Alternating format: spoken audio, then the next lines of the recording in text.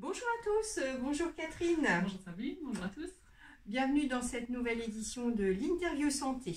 Donc, en médecine humaine et médecine parallèle, on la code depuis plusieurs années déjà. Ostéopathie, acupuncture, phytothérapie, aromathérapie comptent de plus en plus d'adeptes. Aujourd'hui, ces médecines parallèles investissent les cliniques. De plus en plus de vétérinaires se forment et se spécialisent. C'est le cas du Dr Stock Catherine qui est avec moi aujourd'hui et qui assure désormais les séances d'ostéopathie à la clinique des Trois-Fontaines. Un service dont bénéficient déjà un certain nombre de nos petits patients, que ce soit des chats, des chiens ou même encore des petits lapins.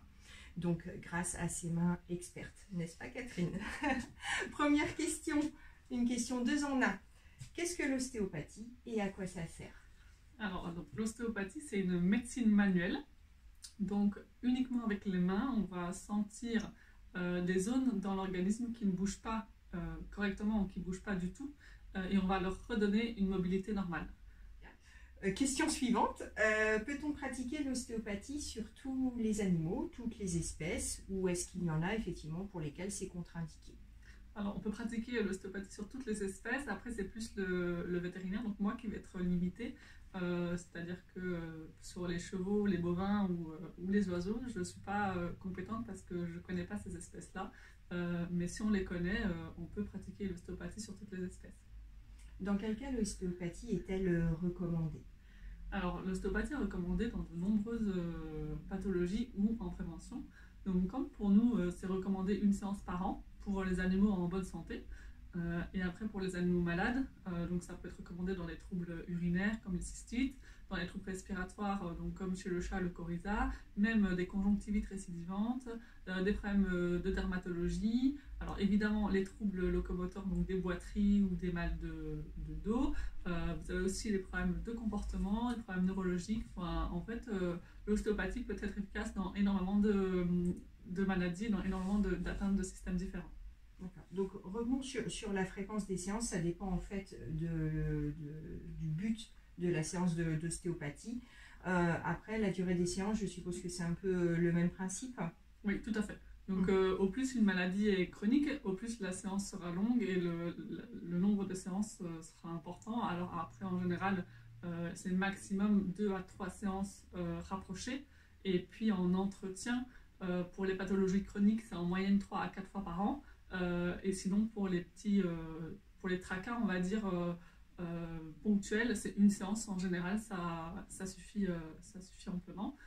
Et la durée, donc, ça va dépendre de l'animal, du caractère de l'animal, même si dans la très très grosse majorité des cas, ils sont absolument charmants. Ça dépend aussi du gabarit de l'animal, parce qu'un chien de 70 kg ou un chien de 2 kg, c'est pas, voilà, c'est pas pareil. Donc il faut compter entre une demi-heure et 1 heure pour une consultation d'ostéopathie. Donc au bout d'une séance d'ostéopathie, on peut déjà voir des changements, des résultats en fonction du but de la séance. C'est bien ça? Oui, tout à fait. Donc, dans la très grande majorité des cas, si l'ostéopathie fonctionne sur le problème, effectivement, on doit avoir une amélioration après la première séance. Par contre, on peut ne pas avoir de résolution après la première séance et il y a certaines pathologies où chez certains animaux, il y a besoin de 2 ou 3 séances pour avoir un résultat optimal.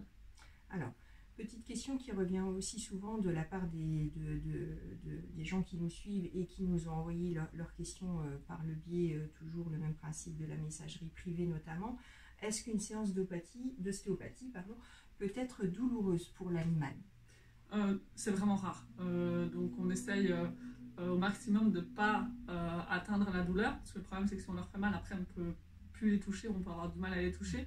Donc c'est pour ça qu'il y a un panel de techniques différentes qui existent pour arriver à les traiter de manière efficace sans leur faire mal, et aussi à appliquer des techniques qui supportent, parce qu'un animal va par exemple pas supporter être craqué entre guillemets, alors qu'il y en a d'autres, ça va se passer très bien.